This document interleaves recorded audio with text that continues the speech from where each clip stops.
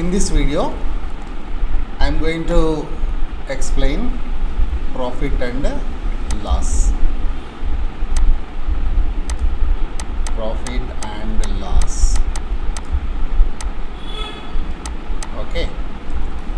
తెలుగులో లాభం నష్టం ఇది జనరల్ కాన్సెప్ట్, కానీ ఎగ్జామ్లో ఒక ప్రాబ్లమ్ దీని మీద ఇచ్చేటప్పటికి మనకి కన్ఫ్యూజ్ వచ్చేసేసి ఏదో ఫార్ములాలు అవి అప్లై చేయాలేమో అని చెప్పి కంగారుతోటి మనకి చేయడం రాదనమాట. ఇది ప్రతి కాంపిటేటివ్ ఎగ్జామినేషన్స్లోనూ వస్తుంది. ఐఏఎస్కి వెళ్ళాలన్నా, లేకపోతే group 3, group 2, group 2 government exams అవి ఉంటాయి కదా, బ్యాంక్ ఎగ్జామ్స్, ఇవన్నీ ఏ కాంపిటేటివ్ ఎగ్జామ్కి వెళ్ళాలన్నా సరే ఈ concept very very important, right? So మనకి జనరల్గా దీని మీద అవగాహన ఉన్నా కూడా మ్యాథమెటికల్గా అవగాహన తెచ్చుకుంటే చాలా బాగుంటుంది. సో ఈ ప్రాఫిట్ అనేది నేను ఒక ఎగ్జాంపుల్తో చెప్తాను. నా పేరేమో రవి అనుకోండి. ఓకే, నేనేం చేశాను, ఒక టీవీ షాప్ దగ్గరికి వెళ్ళి ఒక టీవీ కొనుక్కున్నాను అనమాట. ఒక టీవీ కొన్నాను. ఆ టీవీ షాప్ వాడు నాకు 25,000కి అమ్మాడు అనమాట. అంటే 25,000 రూపీస్కి వాడు నాకు అమ్మాడు అనమాట. ఓకే, సో ఇక్కడ 25,000 రూపీస్ అనే ఒక ఫిగర్ వచ్చింది. మ్యాథ్స్ అంటే ఇస్ ఫుల్ ఆఫ్ ఫిగర్స్.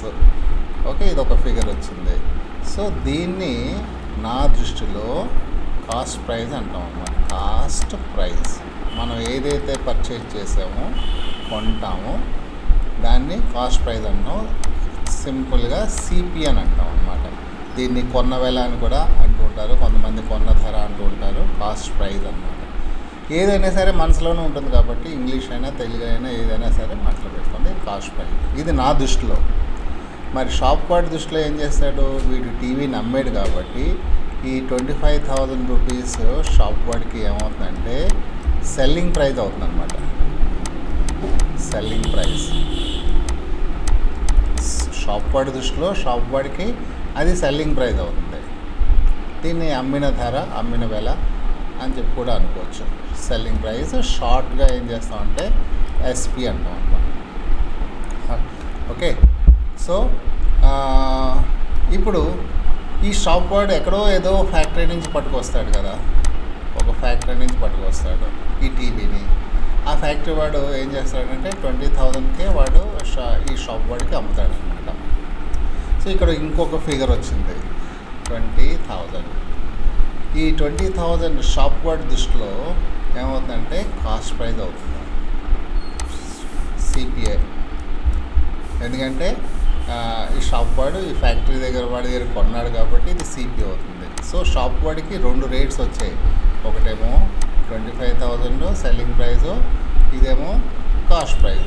ఇప్పుడు రవి దృష్టిలో, నా దృష్టిలో ఒకటే ప్రైజ్ వచ్చింది, ఒకటే ఫిగర్ ఉంది, 25,000 ఒకటే ఉంది. కానీ షాప్ వాడికి 2 ఉన్నాయి. సో 20,000 కొన్నాడు, 25,000కి అమ్ముతున్నాడు. ఇక్కడ ఒక డిఫరెన్స్ ఆఫ్ 5,000 రూపీస్ వచ్చిందన్నమాట. ఈ డిఫరెన్స్ ఆఫ్ 5,000 రూపీస్ని మనం ప్రాఫిట్ అంటాం. ప్రాఫిట్ అంటే ఎక్కువగా మిగిలిపోయిందన్నమాట షాప్ వాడికి. అంటే కొన్నదానికన్నా ఎక్కువ మార్జిన్ వేసుకుని అమ్మేశాడు కాబట్టి దీనికి మనం ప్రాఫిట్ అనే పేరు పెట్టాం. లాభం వచ్చిందన్నమాట. జనరల్గా మనకు తెలుసును. సో ఇక్కడ ఫార్ములా తీసుకుంటే ప్రాఫిట్కి మనం ఫార్ములా కింద డివైడ్ చేస్తే ఎప్పుడైతే ఫార్ములా అనే మాట వస్తుందో మనం కన్ఫ్యూజ్ అయిపోతాము చాలామంది. సో సెల్లింగ్ ప్రైస్ ఎక్కువ ఉంది కాబట్టి selling price minus cost price అన్నది ఇక్కడ ఒక ఫార్ములా అయిపోతుంది.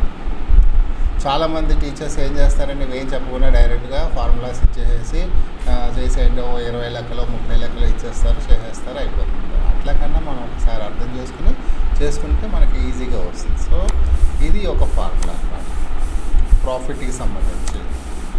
ఇప్పుడు మళ్ళీ రవి సైడ్కి వద్దాం. ఈ రవి టీవీ కొన్నాడు, బట్ వారికి అది సరిగా అనిపించలేదు. దీన్ని ఏం చేశాడంటే ఈ రవి ఫ్రెండ్కి దీన్ని అమ్మేశాడు అనమాట. సో ఎంతకు అమ్మేశాడు, 22,000కి అమ్మేశాడు అని చెప్పి అంటాడు. సో 22,000 అంటే రవికి కూడా 2 ప్రైజెస్ వచ్చాయి. సో ఈ 22,000 రవి దృష్టిలో ఏమవుతుందంటే ఎస్పి అవుతుంది. ఓకే, సో అంటే తక్కువగా అమ్మాడు అనమాట. SP is less than CP అనమాట. ఇక్కడ ఏమంటాయి SP is more than CP, ఇక్కడేమో ఎస్పీ ఈజ్ లెస్ దాన్. ఇక్కడ డిఫరెన్స్ ఎంత వచ్చింది? డిఫరెన్స్ 25,000కి 22,000కి అంటే 3,000 డిఫరెన్స్ వచ్చింది. ఈ డిఫరెన్స్ని మనం దీన్ని లాస్ అంటాం, లాస్. So loss 3,000. సో ఈ లాస్కి మనం ఫార్ములా కింద రాసుకోగలిగితే లాస్ ఈజ్ ఈక్వల్ టు, ఇప్పుడు ఇది కాస్ట్ ప్రైస్ సిపి ఎక్కువ ఉంటుంది కాబట్టి ఎస్పి తక్కువ ఉంటుంది కాబట్టి ఎప్పుడైనా సరే తక్కువ ఫిగర్లు ఎక్కువ ఫిగర్లోంచి తీసేయాలి. సో సిపి ఎక్కువ కాబట్టి సిపిలోంచి ఎస్పి తీసేసేయాలి, సిపి మైనస్ ఎస్పి. సో అంటే cost price minus selling price చేస్తే మీకు లాస్ వస్తుంది అన్నమాట. సో ఇక్కడ 2 ఫార్ములాస్ వచ్చాయి, మీకు కాన్సెప్ట్ కూడా క్లియర్గా ఎక్స్ప్లెయిన్ చేసి, ఇది బేసిక్ అందరికీ తెలుస్తుంది, నార్మల్గా థింక్ చేసే వాళ్ళందరికీ తెలుస్తుంది. సో దీని నెక్స్ట్ కాన్సెప్ట్ పర్సంటేజ్ కట్టడం, ప్రాఫిట్ పర్సంటేజ్, లాస్ పర్సంటేజ్ ఎలా కట్టాలన్నది కూడా నేను మీకు నా నెక్స్ట్ వీడియోలో చెప్తాను. నా వీడియో మీకు నచ్చినట్టయితే కనుక నా ఛానల్ సబ్స్క్రైబ్ చేయండి, ఈ వీడియోని మీ ఫ్రెండ్స్ అందరికీ షేర్ చేయండి. ఈ వీడియో నా ఫస్ట్ వీడియో అయి ఉండొచ్చు, కానీ నేను కంటిన్యూస్గా ఒక 2 మంత్స్లో అర్థమెటిక్లో ఏ చాప్టర్స్ అయితే ఉన్నాయో అన్ని చాప్టర్స్ టీచ్ చేయడానికి రెడీగా ఉన్నాను. అర్థమెటిక్లో profit and loss, discount, averages, ఇవన్నీ చాలా టాపిక్స్ ఉన్నాయి. Ratio, proportions, okay, time and distance, ఇవన్నీ చాలా ప్రాబ్లమ్స్ ఉన్నాయి. మొత్తం ఈ టాపిక్స్ అన్నీ కాంపిటేటివ్ ఎగ్జామినేషన్స్కి ఉపయోగపడతాయి. Okay, thank you. See you in my next video.